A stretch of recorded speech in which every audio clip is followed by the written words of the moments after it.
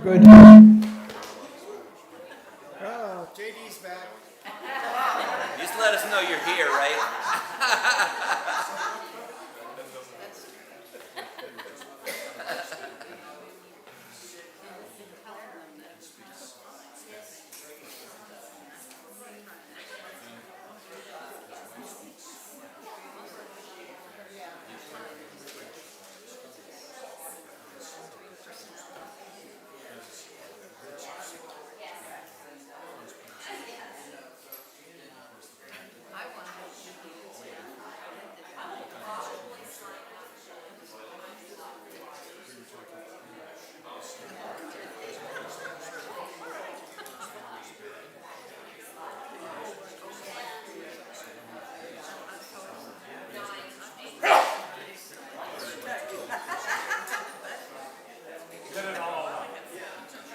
If you're like me, you need all the help you can get.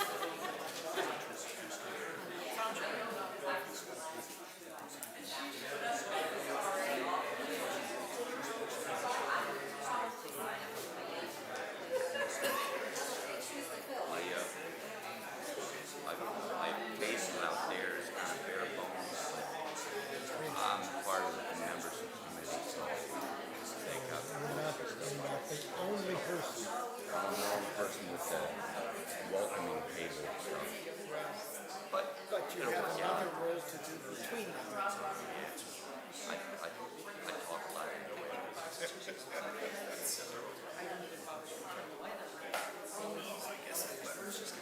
Test this just to make sure it's got the right.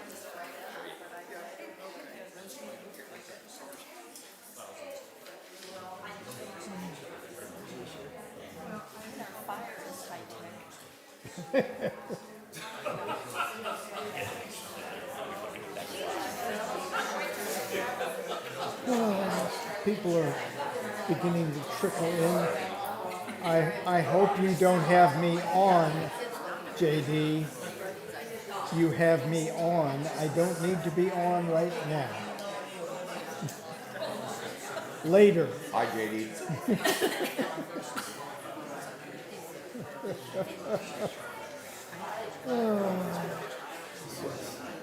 What'd you say, Roger? I just said,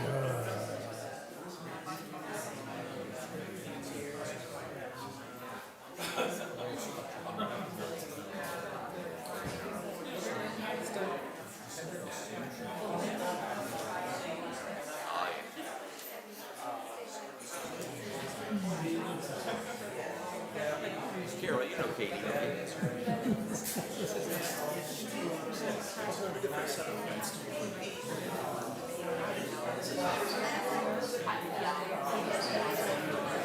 Hey, Katie, thanks for sending me the, I'm just saying thanks for sending me the, I was just thanking you for sending me this, how to get to the, actually whenever I want to get to, what do they call it, soul matters, I just talk to you.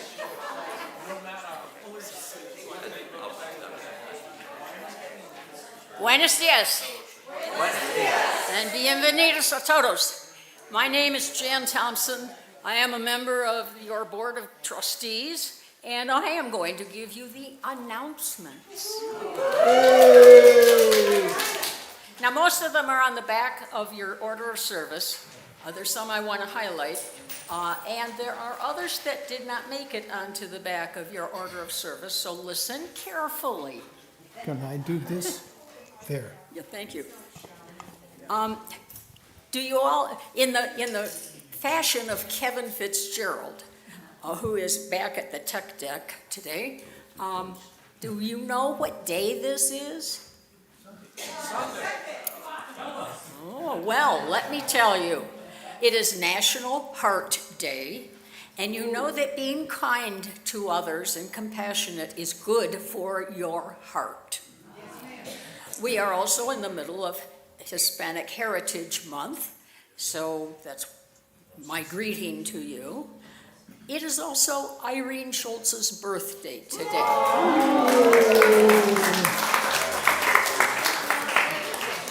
And Irene usually is in the choir, but she's having a little asthma problem this morning, so look for her. And it is Committee Fair Day.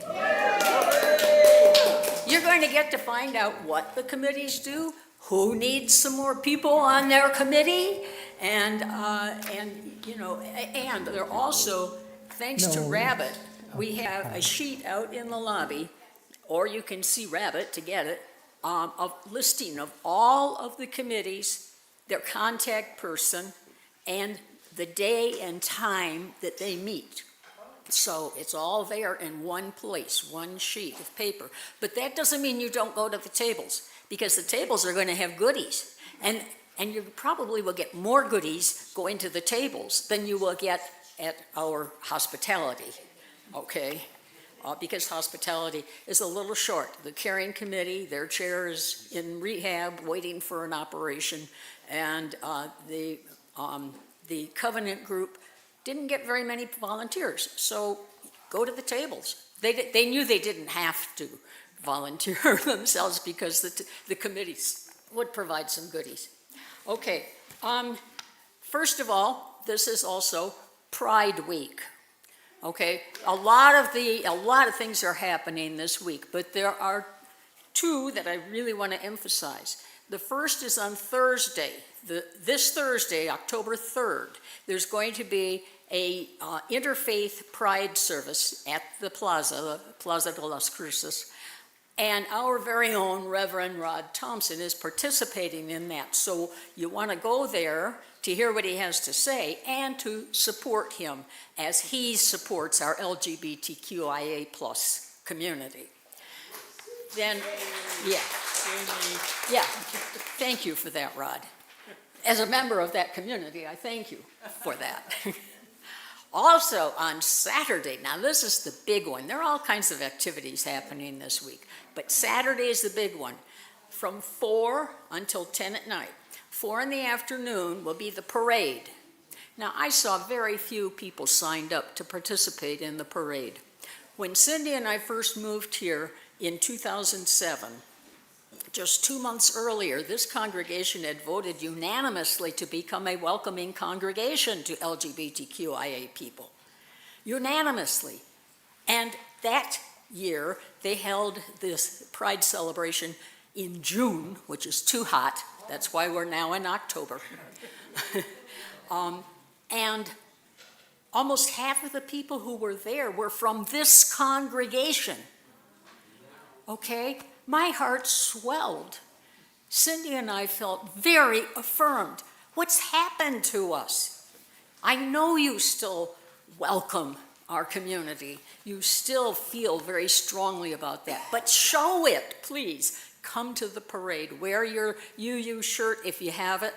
And if you don't worry. Just come and walk with us. 4 o'clock. And you can find out more about that from Sarah Thomas, Rabbit Loring, me, and especially, where is she?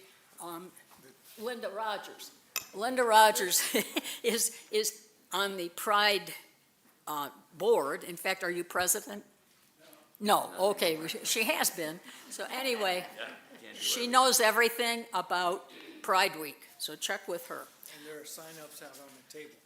And yeah, please, do the sign up on the table. There's one shift that only has one person. That's not enough. We should have 2 for every shift. So check it out. Well, it looks pretty good today. Mike is trying to train some people to do tech if he can't be there. And it looks like we're getting some volunteers, but we need others, because you may need to sit in, substitute, and what, 5? We need 5 volunteers? We have 5 volunteers. All right. That is wonderful. And they're all getting trained, so we will be in really good shape. Okay, Climate Action Group needs volunteers too. That's the other thing that's happening this Saturday, but in the morning. It won't interfere with Pride celebration, okay? But in the morning and into the afternoon, there's a group of people who we are hosting for planting trees in our community. And we're going to get 3 of them. So let James Caulfield know, or anybody else on the Climate Action Group, let them know if you are willing to come and be hospitable. You don't have to stay the whole time, but it starts kind of early in the morning. I won't be here the first shift, that's for sure. But again, wear your shirt, and since you already have it on, then go to the Pride. Okay, the Tombaugh Art Gallery will be open immediately after church. There are 3 artists being featured this month, each doing different things, so it's really a good art exhibit to see the variety that's available. And don't forget Tents to Rents. Okay, this is ongoing. We are sponsoring Tents to Rents, and we have committed to raise $2,000 for it. Now, you can write a check and say Tents to Rents in the memo line, or you can go online and make your donation through the social justice group, and then under that, Tents to Rents. Okay, and we're close to the 2,000, I think. Dave Rice keeps pretty good track of that.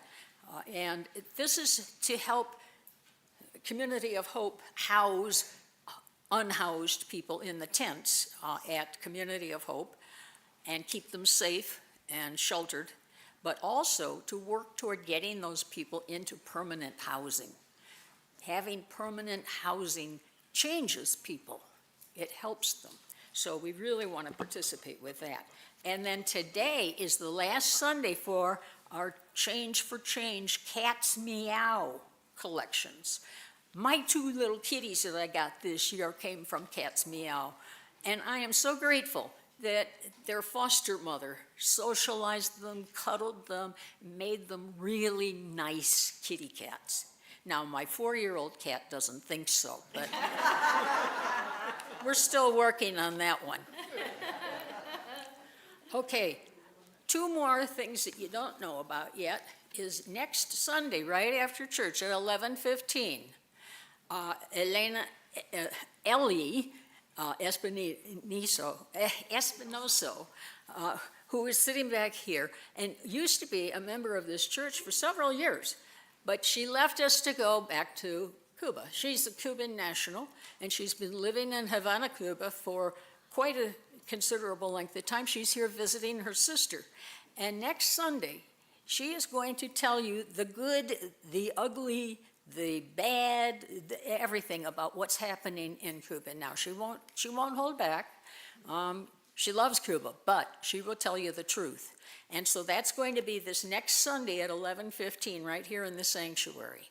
If you want to know what's really happening in Cuba, not what is filtered to us through our State Department, then you come and listen to Ellie. And then we're going to have Thanksgiving Day dinner here again. I will host it, yes. And it will be at 1 o'clock in the afternoon in the Religious Education Building. And if this year is the same as previous years, we will have to use several of the classrooms and the community room because we all like to be together. Bring your family. Okay, that's it for announcements. Your turn.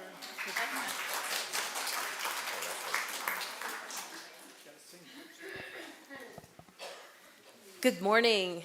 Good morning. So good to see you all this morning. I'm Catherine Massey, Director of Music, and we usually begin with a song. And this song we've been singing this month, I hope some of you remember it, and if you haven't heard it, jump on in with the rest of us. I invite you to rise and body your spirit to sing together with the words on the screen.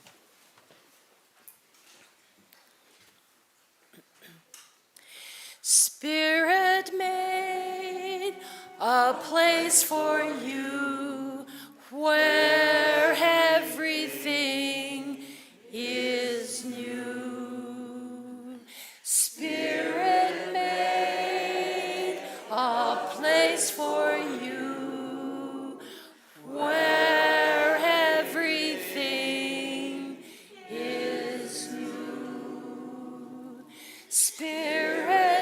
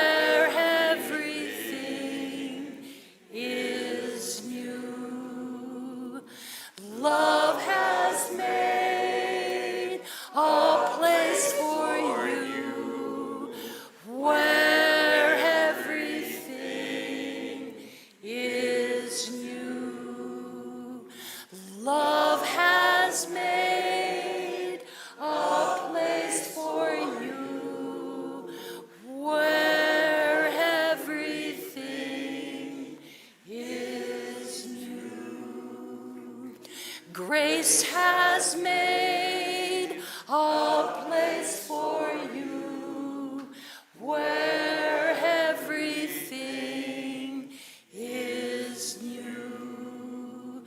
Grace has made a place for you where everything is new. Grace has made a place for you where everything is new.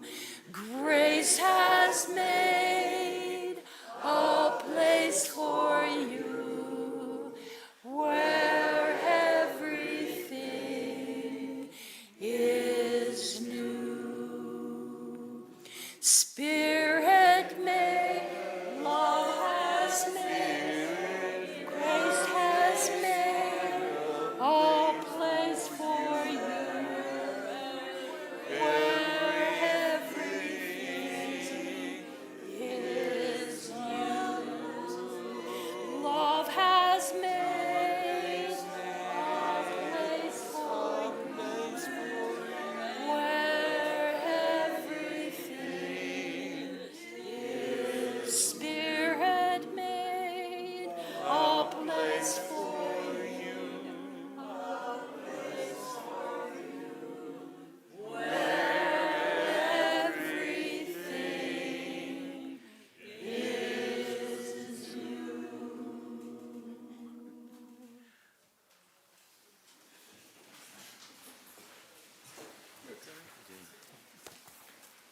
But that was fun. Good morning and welcome to the Unitarian Universalist Church of Las Cruces. We welcome you whether you are here in the sanctuary, especially the children, or are joining us via YouTube. I'm Mark Sakatarek, your service associate. Our beloved minister, Reverend Rod Thompson, will be our service leader. Our director of music, Catherine Massey, who you just saw, and the UUCLC choir will also be joining us. Assisting us are Elwin Nunn on camera, Claire Neal Wallace on audio,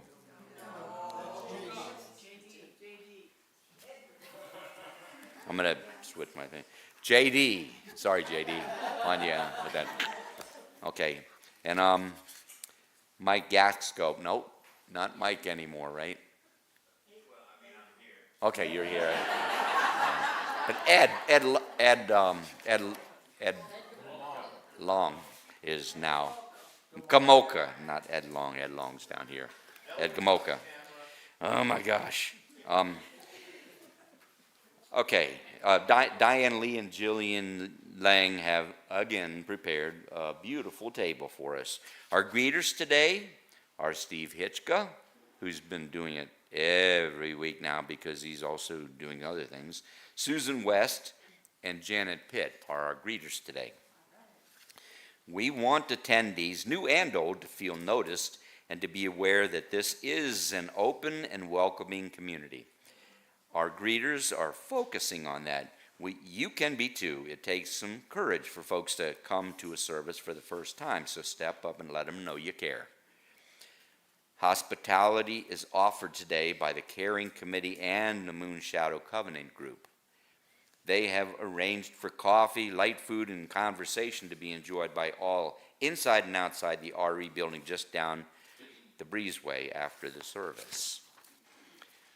We are all delighted to be with you today. If you are visiting us today, we'd like to meet you. If you're willing, and would you please raise your hand or rise in body or spirit to introduce yourself by telling us your name and where you're from. And if you wish, a little about why you came. But wait until I bring the mic to you. Is there anybody? Oh, boy, there you go. Always like that. Oh, and another, wow. I'm going to need this thing here with me. How's it, Jay? Oh, okay, it's loud. Obligatory announcement that I'm here again. Oh, yeah. My name is James. I'm from Denver, and I'm visiting Nancy Anderson today.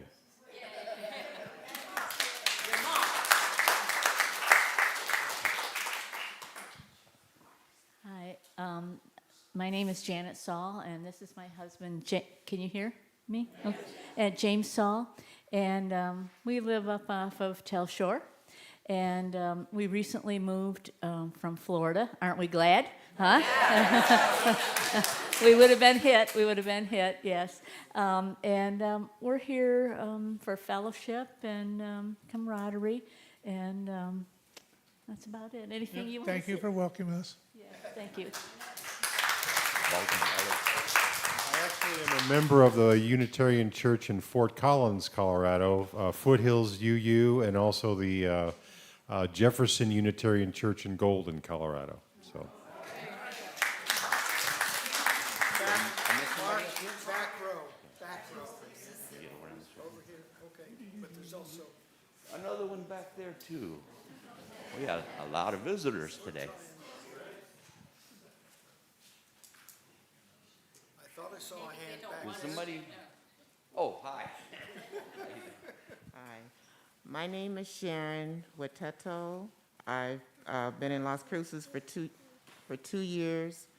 I'm from California.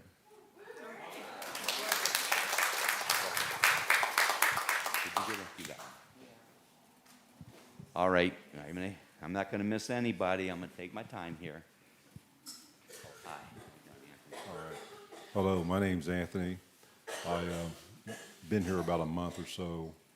I retired from Albuquerque, city of Albuquerque, and I moved down here where it's pretty calm and peaceful.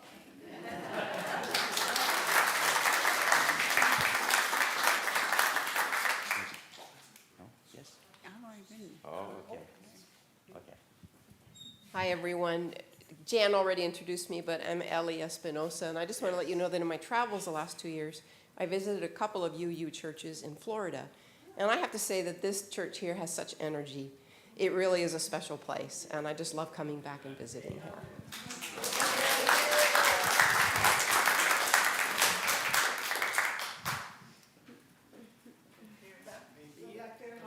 Oh. Okay, hi. Hi, everyone. I'm Zan Peralt. I'm from here in Las Cruces and just curious and wanted to join you today. Welcome. Did you get a visitor badge? Okay. Oh, my goodness. Where?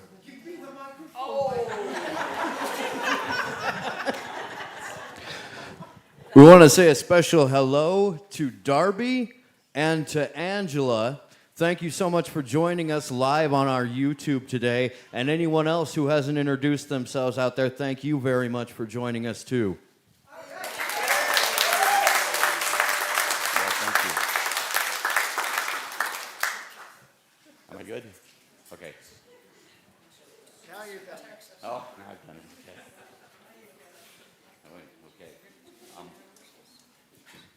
Oh, okay. Thank you and welcome. We're glad you joined us this morning. Be sure to fill out a welcome card or provide us your email so we can invite you to our many other services, which, wow, we had a lot, Jan said today, and activities. Shy visitors can fill welcome cards out also to receive those invitations. All right. This is where I tell you what we are. Unitarian Universalism has no creed or dogma.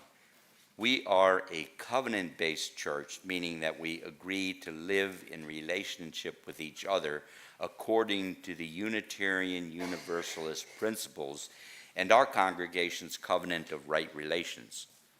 We embrace diversity in all its forms. Everyone is welcome. You can learn more about our church at our website, uuchurchlc.org.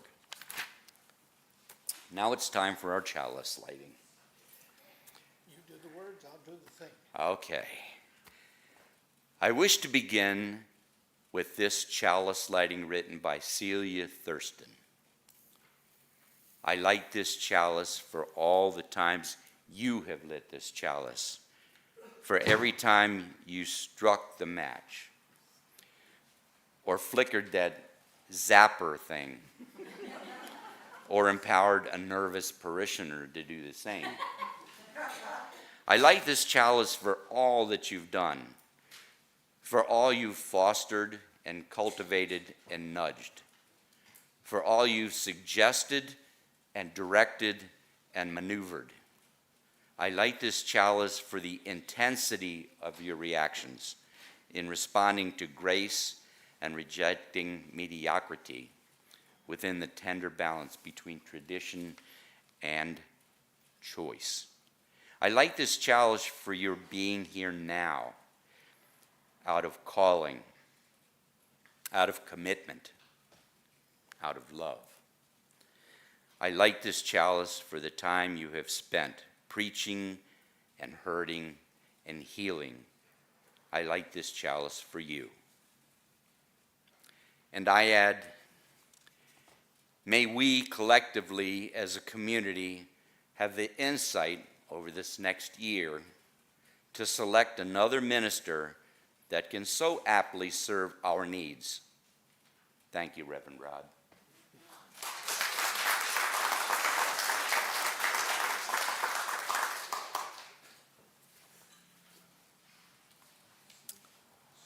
Now that our chalice has been lighted,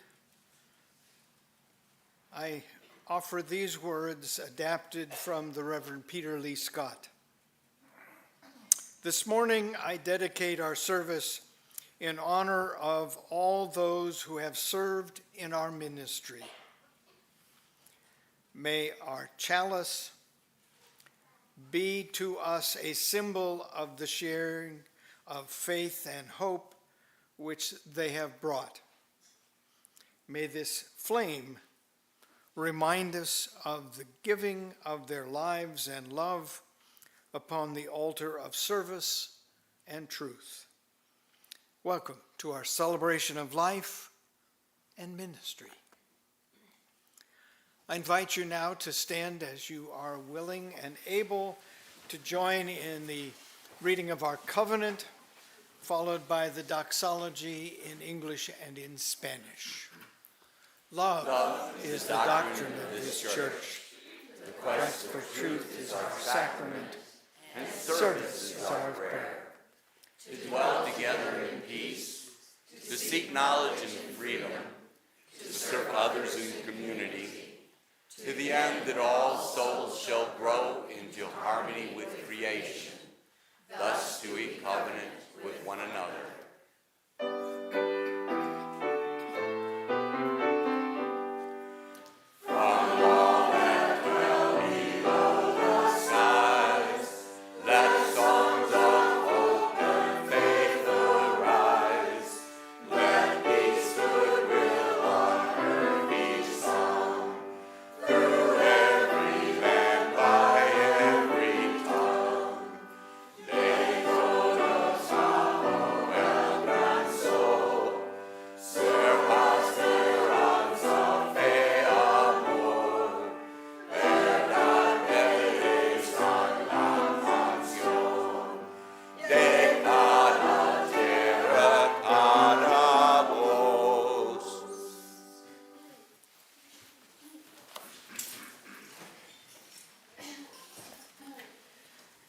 One of the ways we support one another in community is through the sharing of joys, sorrows, and milestones.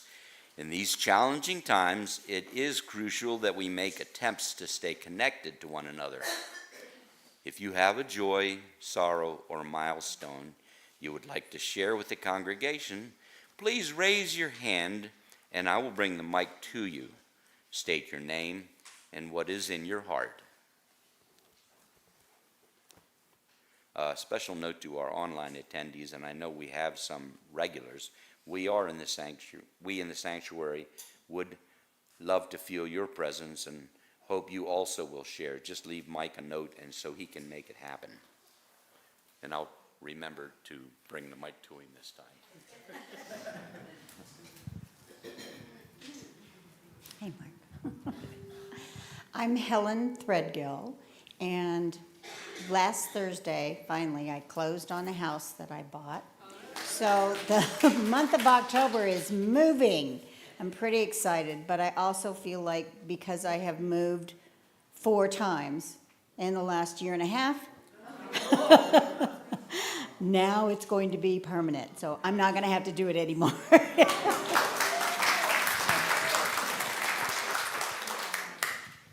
Hi, I'm Melinda, and I have a joy coming from a sorrow.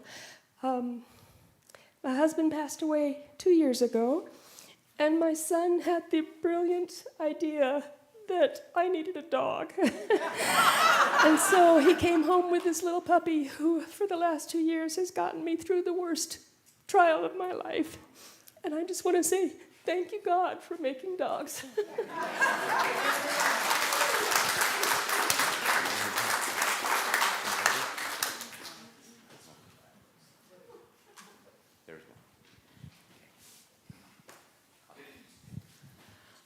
I'm Rabbit, and I have a joy. My oldest child on Friday will be 50 years old.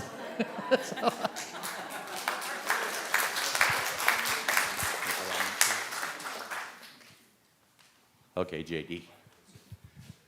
I am Jonathan Schultz, and I would like to share with all of you the greatest joy I could ever imagine, which is today's Irene's birthday. So I invite you all to come to the coffee after service and share some of her birthday cake. You didn't want to tell him which one it was? She didn't want you to tell him which one it was.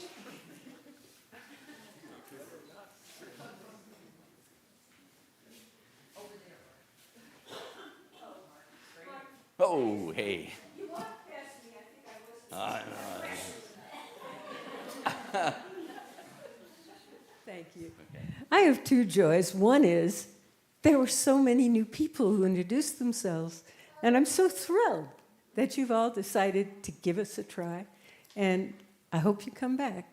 Our services are different from week to week, and sometimes we have a lot of talking among ourselves, and sometimes we don't. So hang in there and do come back. And the second joy is we have a number of committees, and they so generously agreed to come and have a table just to talk with you about what's going on in those committees. It's not you got to join us, although there will be some of that request. Would you like? So really, if you'd spend a few minutes before you go in to get your coffee, they'll have some treats to keep you going until you get to the great room where there will be more treats, plus coffee and other beverages. And I hope that you will take a little time to just find out what's going on in our congregations besides these great Sunday services. Thank you. Thanks, Mark. Okay, I'm not forgetting you this time. Oh, nobody this time, okay. Oh, I see you hiding over there, Irene. Okay. Oh, there's one. Oh, more up there, okay. Well, I guess just a comment. While we celebrate the drying up of the Rio Grande River, I guess I'd look with sympathy and concern about many people who are being flooded out of their homes. Jean. Wow. Hi, I'm Jean Gilbert, and I have a joy and a sorrow. My joy is that I'm going home to Kansas. I move the middle of October, and it's where I went to high school and college. And it's a pretty big deal because I've been here in Las Cruces over 40 years. So, and that's my sorrow, is to leave, and that you people, if I can say without crying, you are beloved community. You truly are. This church has been everything to me. Thank you. You can still attend online, though.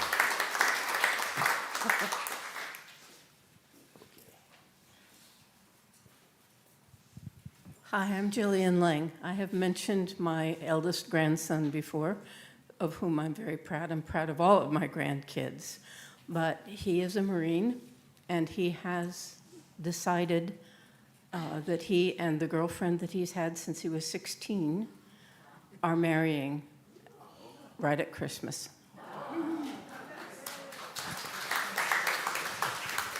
Speaking of grandchildren, my granddaughter is pregnant and with a little girl that will be born in April. And this is my first great-grandchild that doesn't have a step in front of it. I am a great-grandma, but there's always that step that's missing. But on the other side, yesterday was the one-year anniversary of when my son went to the ER, was intubated, and never regained consciousness. Essentially, he died yesterday, but because I had COVID and had to wait for my daughter to arrive, he didn't actually die until October 4th, which would be Friday.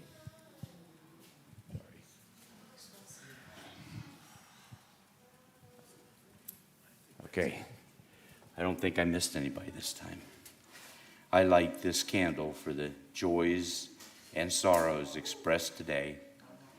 No, wait, no, I'm not going to light it just yet. Just came in. Apologies. Oh, no problem. We take them late too. Thank you for sharing with us, Angela. Angela Keaty says, my brother Mike, who has had a lung transplant in April, has been diagnosed with stage 4 lung cancer and started chemo on Thursday. We are shocked and angry about how this could possibly happen. Prayers, please.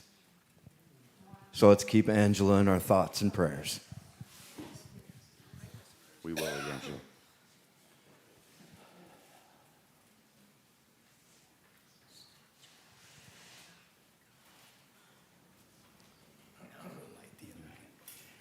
Try again.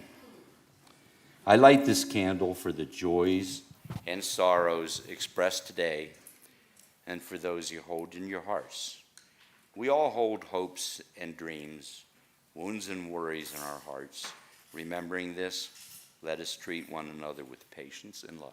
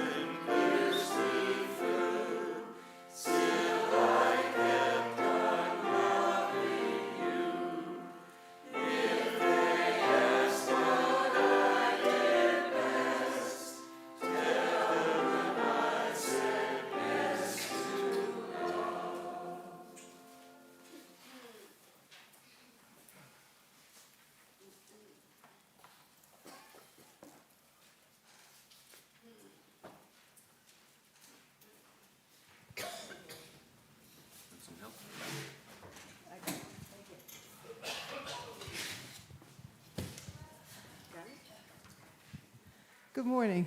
Your order of service says Pledge Talk, but I'm going to rename this Rockin' and Rollin' in the UUCLC. The title of our service is Ministry and Ministers.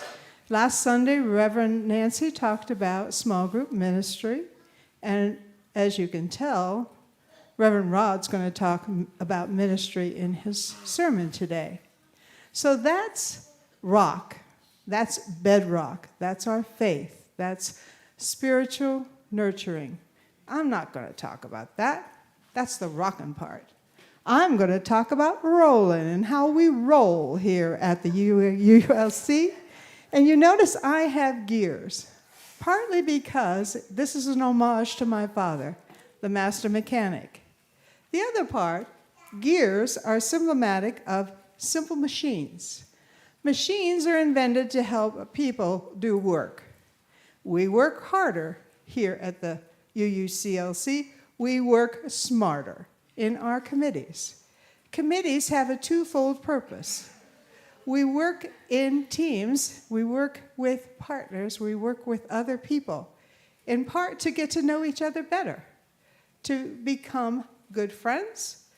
Sometimes we agree, sometimes we don't agree, but any way we work, we get to know each other better. We resolve our differences and we move forward, accomplishing our goals, all under the goals of the church, moving towards the vision, the spirit of this church, accomplishing the work of the church. That is how we roll here at the UUCLC.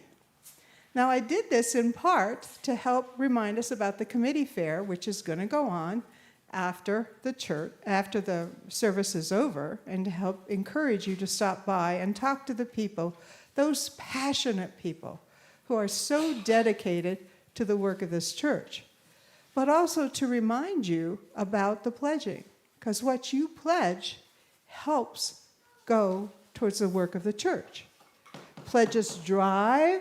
Yes, it's all about stewardship, Steve. Oh, and we got it on there twice. No, because one is for money and the other is for Time and talent. I'm getting to that. Jeez, my knees. Let me talk, will you?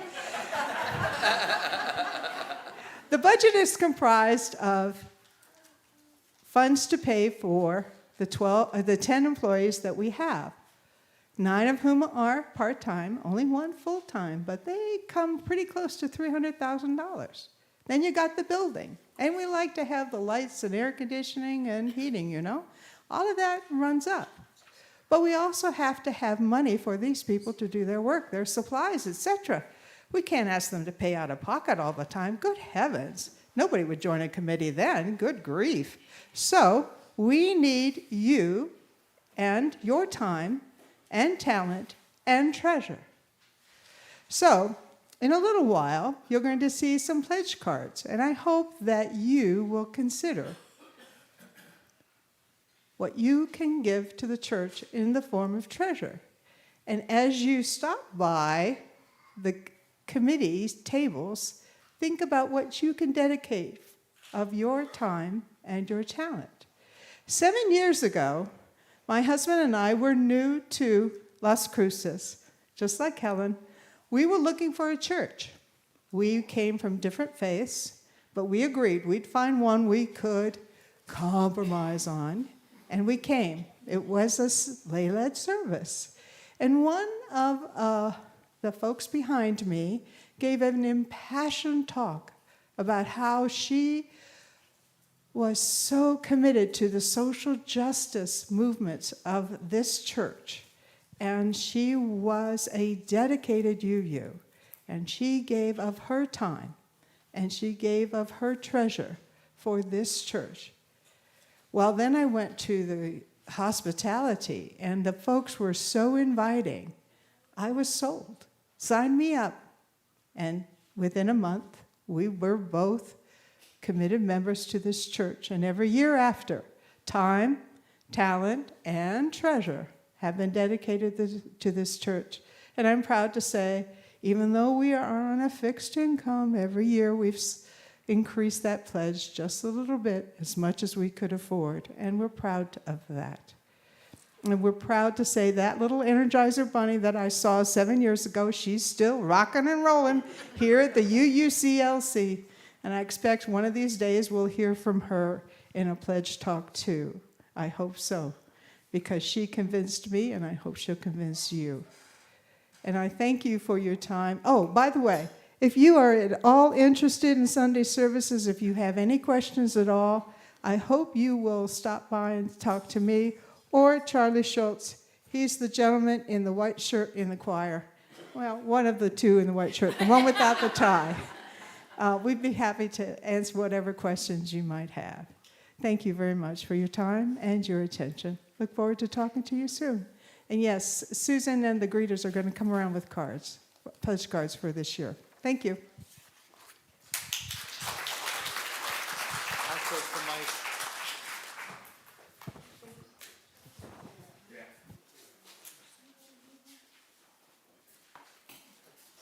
If you haven't already pledged, grab a card.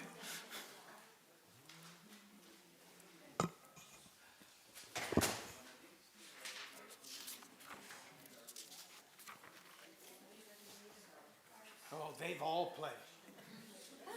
Well. Okay.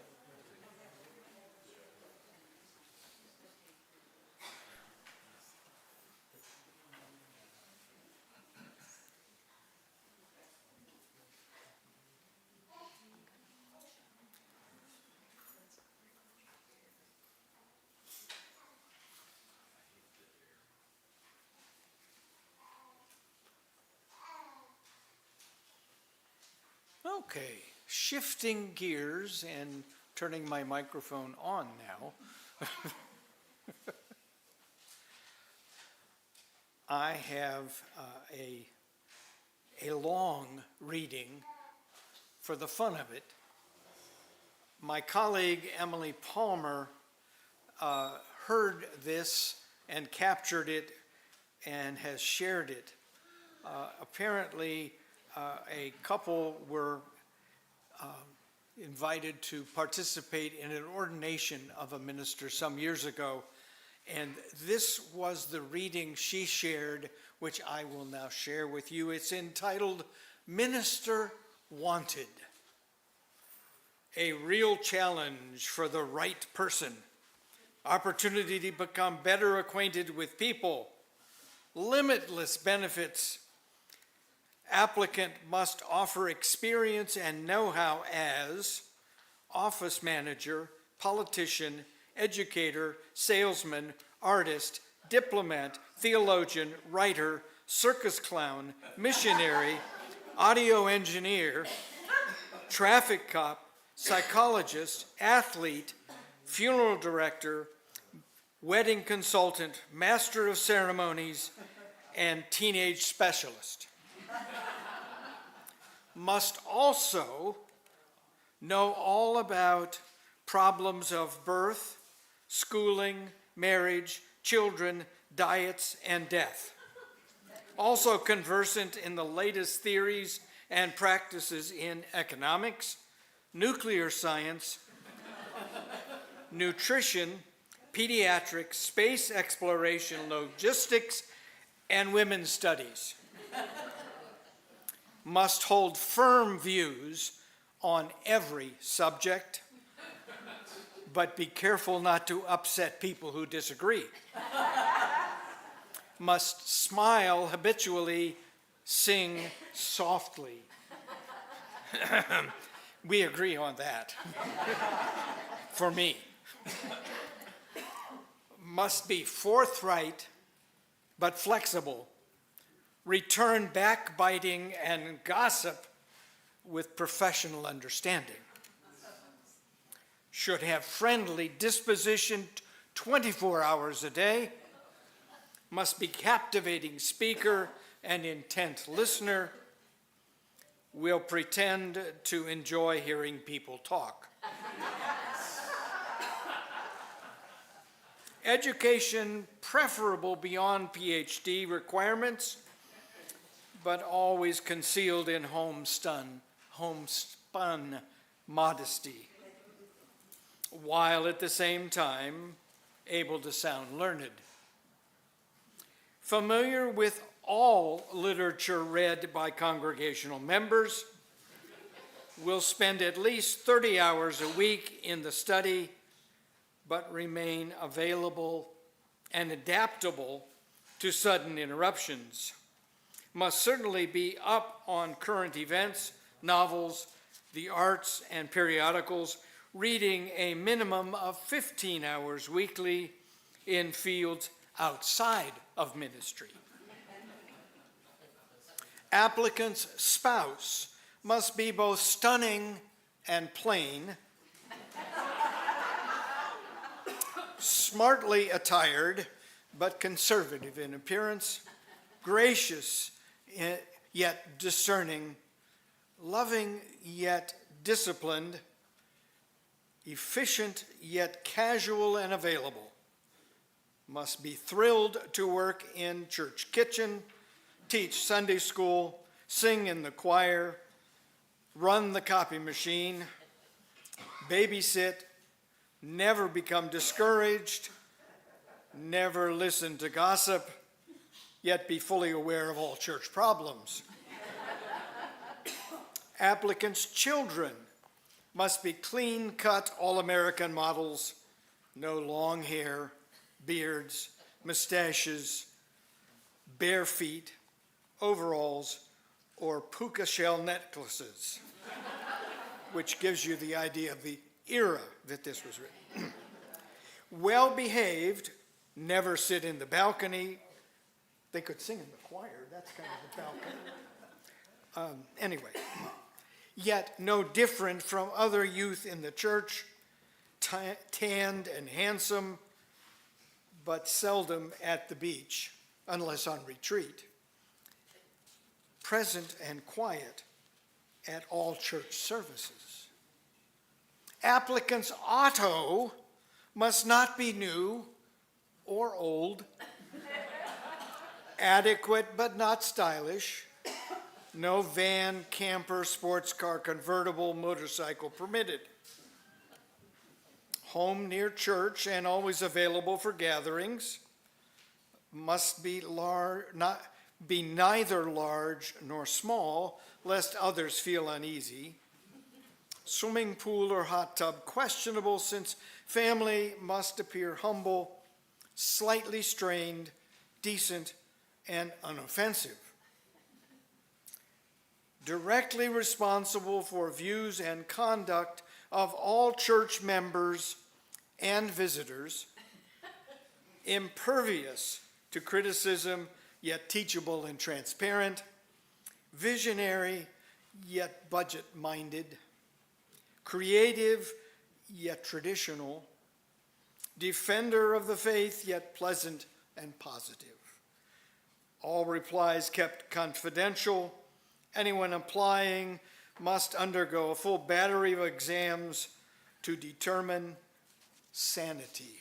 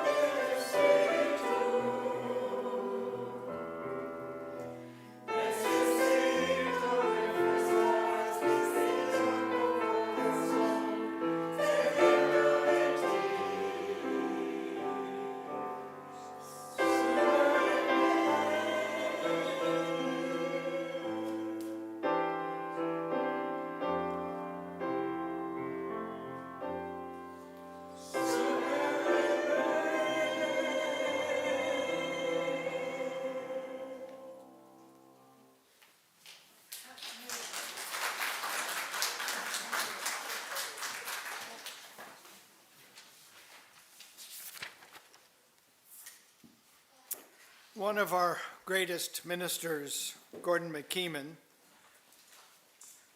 I think Reverend Nancy and I must have planned this together because she quoted the same minister last week that I did. Anyway, Gordon McKeeman says, ministry is all that we do together. A minister is part of a church's ministry. Since this congregation is in the process of looking for a new minister, with the search committee almost completely in place, preparing to find my replacement for next August. So I've decided to further the discussion today by talking about ministry and more particularly the minister. By the way, we are not the only congregation that has been considering and debating the pros and cons of part-time ministry. I had a wonderful, non-relevant reading that I was going to I'll find another time to do that because it's already 10 of. So just sit back and relax because I'm not going to cut anything else out. Okay, let me find where I should pick up again here.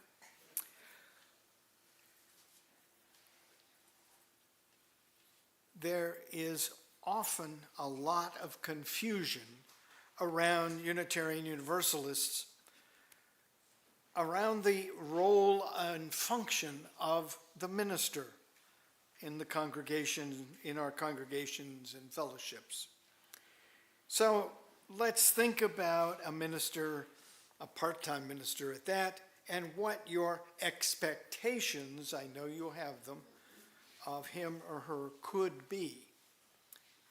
Maybe we need to start by looking at what a minister does. There are traditionally 4 roles that a minister fulfills, and they all start with the letter P. The first is preacher, the one who spreads the good news, inside and out, and inspires, challenges, comforts the afflicted, and afflicts the comfortable, is a champion of Unitarian Universalism, willing to share insights, and able to share themselves and their personal experiences. Of course, I hope you know what makes a good preacher is not entirely the preacher's responsibility. It's the reception that the preacher gets, how well the sermon resonates with the listener, where he or she lives, that really makes a successful preacher. And the preacher has very little control over that. That's your job as the listener. Receptive listeners create the best preachers. And I would share an example. A recently ordained minister was delighted that she was called to a church in that same community. So she still had access to that wonderful library and consultants with all of the professors that she had worked with. But in the back of her mind was always, they're going to show up in the congregation. On one particular occasion, because the week had been one of those that we've all had, where there were meetings every day. There was planning for a memorial service. There were people in and out of the office all day, and so very little preparation was actually done to her sermon that Sunday, or for that Sunday. And when she got into the to the pulpit, guess who was in the front row? The homiletics professor. That's the one that teaches preaching. It was too late. The sermon was preached as she had created it. And in the back of her mind, it was always, oh, why did he come today? Anyway, after the service was over, she's back at the back of the church greeting people, and she's noticing that the professor is hanging back to be the last one in line. When he gets there, shakes her hand and said, "Thank you for that sermon," she launched into, all of the things that went wrong this week, and it really wasn't my best, on and on. Finally, the professor said that, no. I'm not talking about the sermon you preached. I'm talking about the sermon I heard. It was exactly what I needed that day. Responsive listeners create the best preachers. Whether it's the minister or you doing the preaching, responsive listeners make the best preachers. The second P is that of pastor. We don't use that term as often, but it's the pastor whose role it is to bring comfort, to be a comforting presence, to sit with, to be with, to hold the hand, to counsel, and sometimes just give a hug. Again, a minister can have all the skills and years of experience, but is not a pastor until someone trusts enough to welcome him or her into their tragedies and triumphs. That's your job as the recipient of pastoral care. For open, caring people create the best pastors.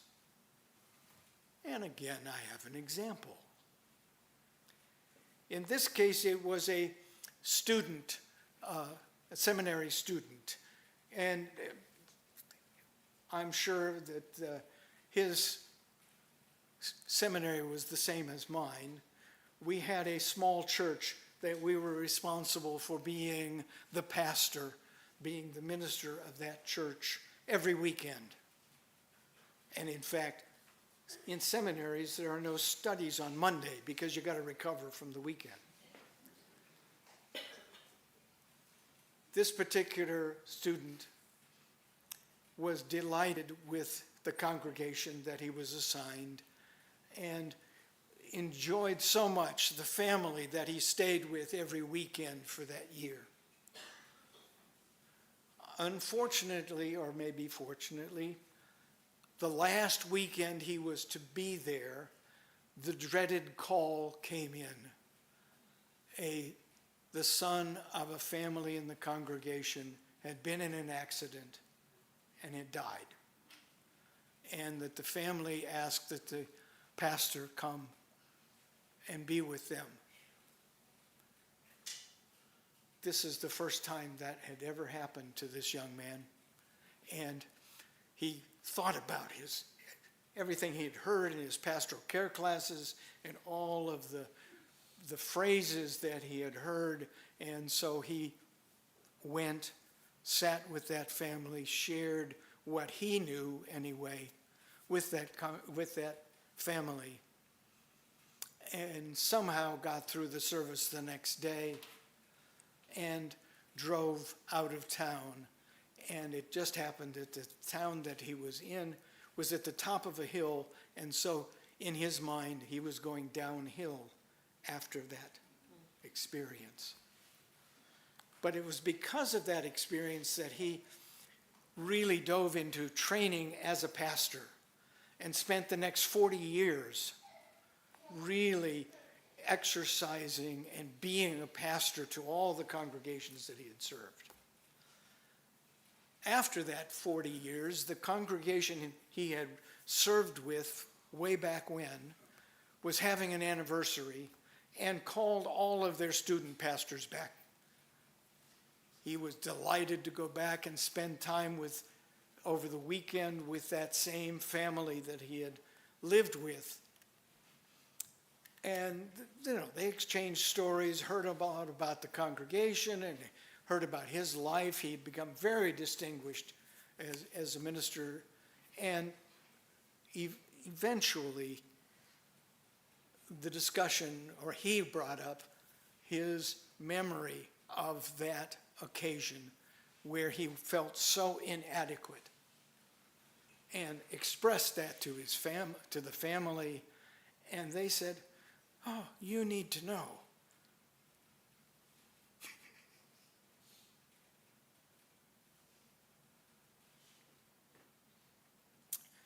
You said exactly what they needed to hear at that time. They still talk about your presence with them.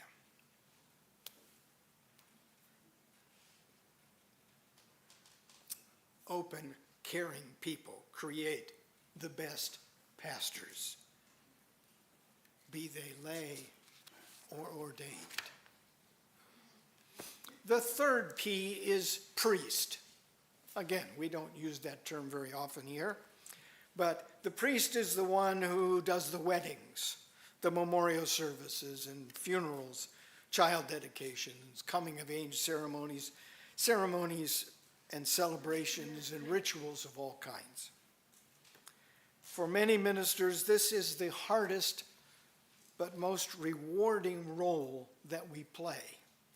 I, for one, have always lived in fear of using the wrong name or pronouncing it wrong at a wedding or a celebration of life. Because everyone's emotions are so high, nerve endings are so raw. Perhaps because of that, moments of something like grace happen. Another story, and this one I actually witnessed. We had a very active CUPS group in our congregation, and many of them were cyclists.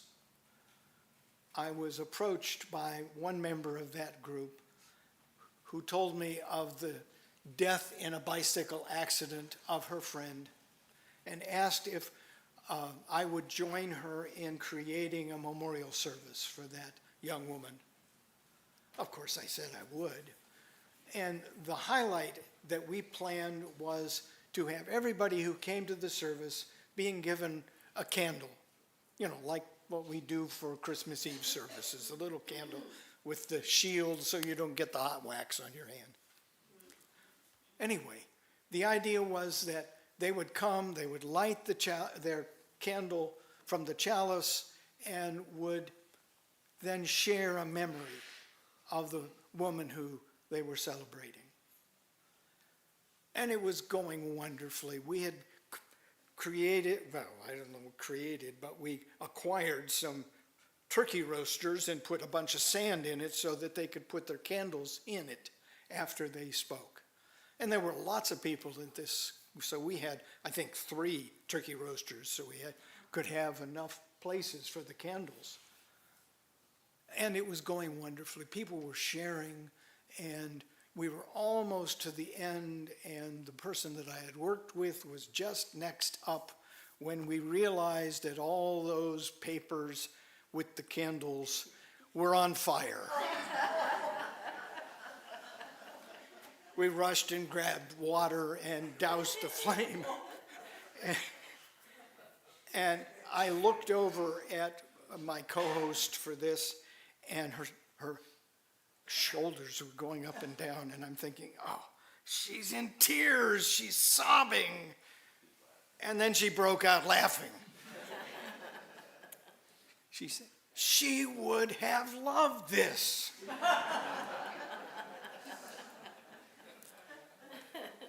For a minister to succeed in his or her priestly functions, You have to be encouraging of them and ready for those experiences of grace.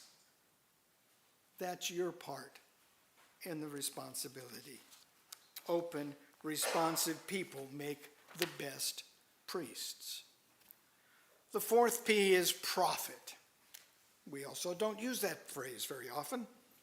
That's the one who challenges and cajoles, who encourages us in social justice work, who afflicts the comfortable, who speaks the truth in love.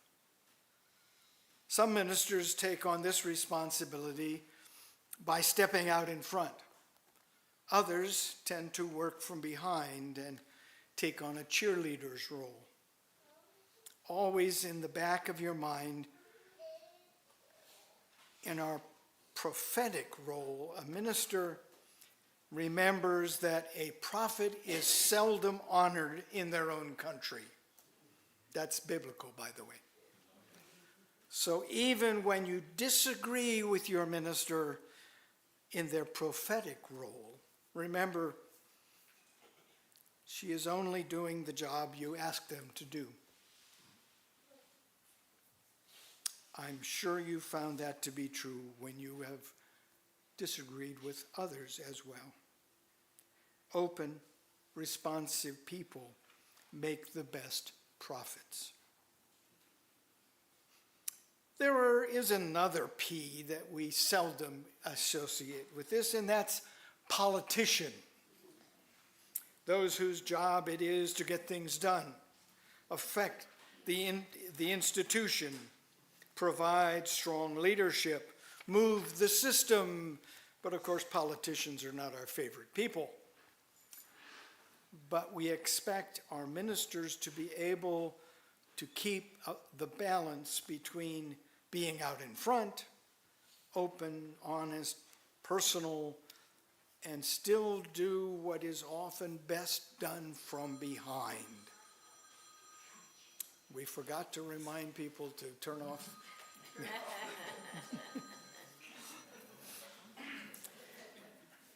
My father used to remind me, it's amazing how much you can get done if you don't have to be given the credit.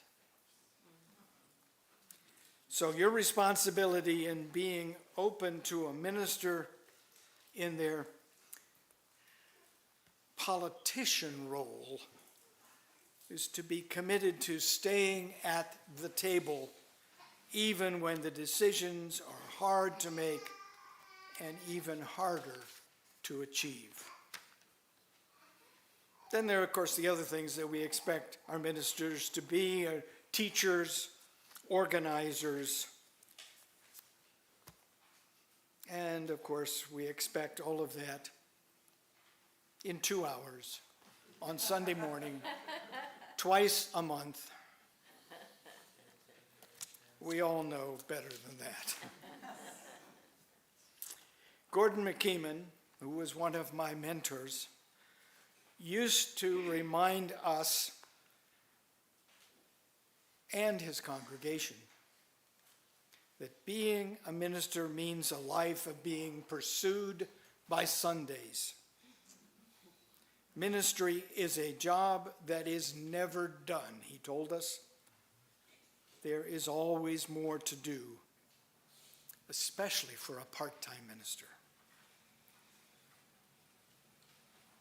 No wonder we burn out ministers almost as fast as we make them. Anyway, that's what you need to expect of yourselves in being open to the idea of having a minister. So what can you expect of the minister? Any minister. An imperfect human being, just like all the rest of us. He or she will be very good at doing some things, okay at doing most things, and challenged by doing a few things. I've learned that the hard way. Those are the times that we need to recruit help. One thing you can count on, a minister is a real person with real expertise, eager to love and to be loved. And very few of the ones I've known want to take over and run the show. We expect to be part of a church's ministry. I believe that's the kind of minister you'll need to look for. But I'd also like to give you this advice, especially for the search team. Always look for a good enough minister. Don't look for a star. Ministerial stars, like all stars, are on their way up and out. Their focus is remote in a galaxy far, far away. A good enough minister is happy to minister here. Celebrate when you find a good enough minister. A good enough minister knows their limits, their strengths and weaknesses, and even stars have their weaknesses. I would share one more story in spite of lunch. Some of you probably know the name of A. Powell Davies. He was the minister of All Souls Church in Washington, D.C. in the 40s and 50s. He was such a gifted preacher that his sermon was reprinted every Monday morning in the Washington Post. But he was not a pastor. He had an associate minister who took care of visiting in the hospitals, visiting the shut-ins, that kind of thing. It was known that the only time he visited anybody in the hospital was if it were a board member who was dying. However, on one occasion, this associate who had dozens of people to go see asked Davies if he would stop in the hospital and see this young man. He had broken his leg and just needed somebody to come in and say hello. He agreed and went in.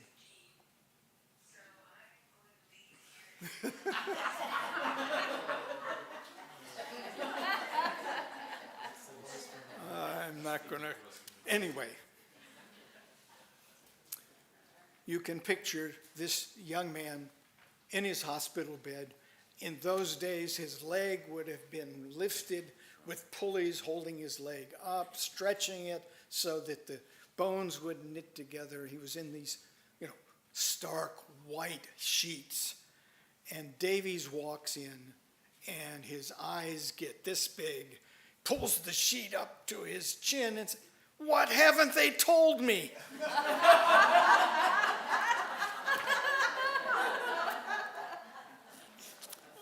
Don't look for a star.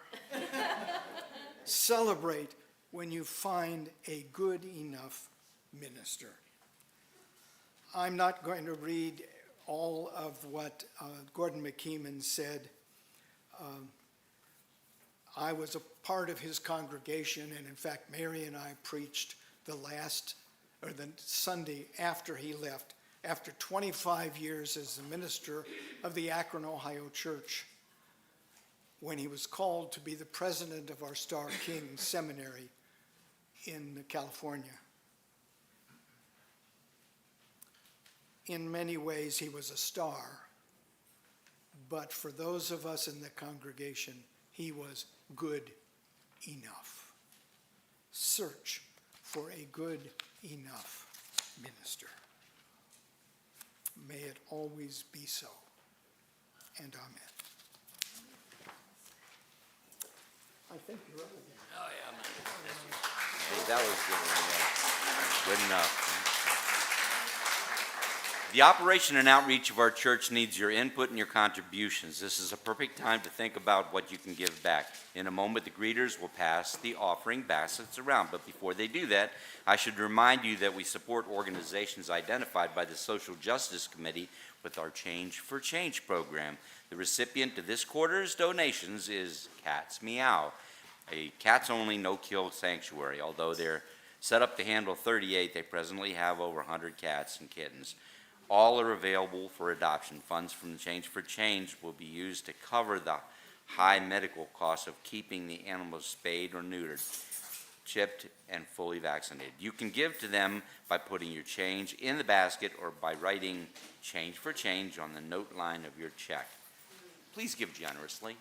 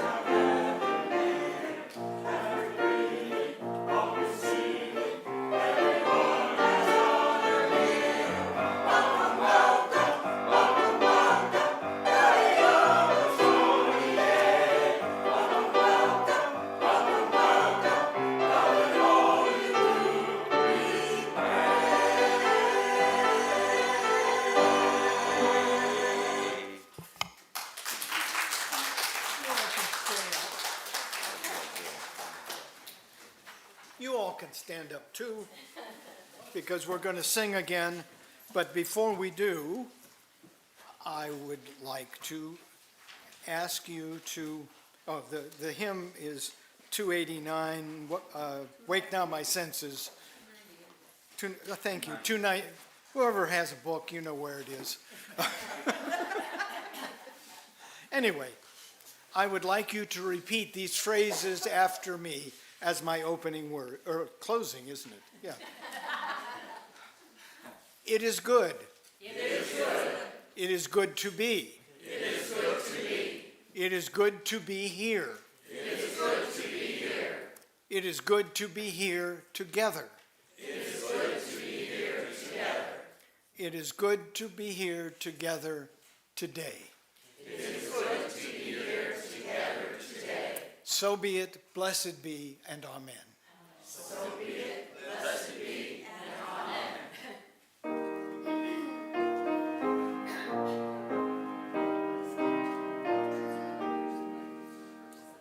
Wake now my senses and hear the earth call. Feel the deep power of being whole. Keep with the web of creation.